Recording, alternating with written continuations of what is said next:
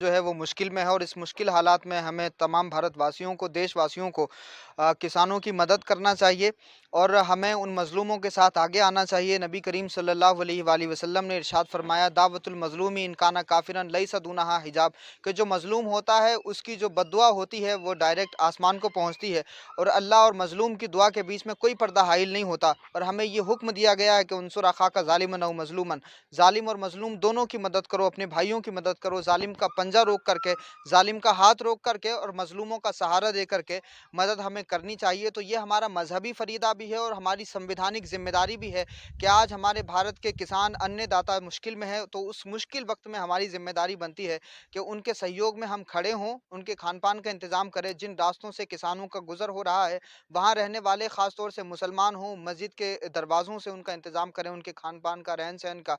हज़रत ख्वाजा मुइनुद्दीन चिश्ती अजमेरी, जिनको हम सुल्तानुल हिंद कहते हैं, वो गरीब नवाज की बारगाह में एक हिंदू किसान आया। उसने आकर बाबा से कहा कि बाबा, मेरी ज़मीन पर वक्त के गवर्नर ने कब्जा कर लिया है और मैं चाहता हूँ कि उस ज़मीन को आज़ाद करा लूँ। तो हज़रत गरीब नवाज ने कहा, ठीक है, मैं लेटर बादशाह के नाम लिख देता हूँ, ख़त लिख देता हूँ।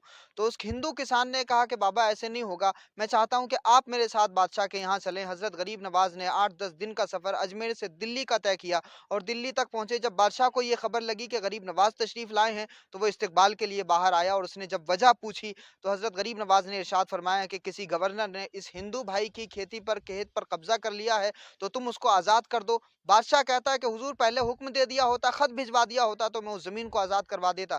हज़रत गरीब नवाज इरशाद फरमा देते हैं कि ये ज़मीन तो आज़ाद हो जाती लेकिन इस हिंदू किसान के दिल को तसल्ली कैसे मिलती।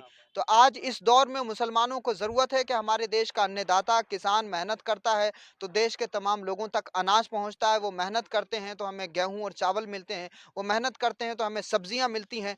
देश का अन्नदाता खतरे में है, उनकी ज़मीनों को कहीं ना कहीं उनकी ज़मीनों के साथ में ज़्यादती की जा रही है।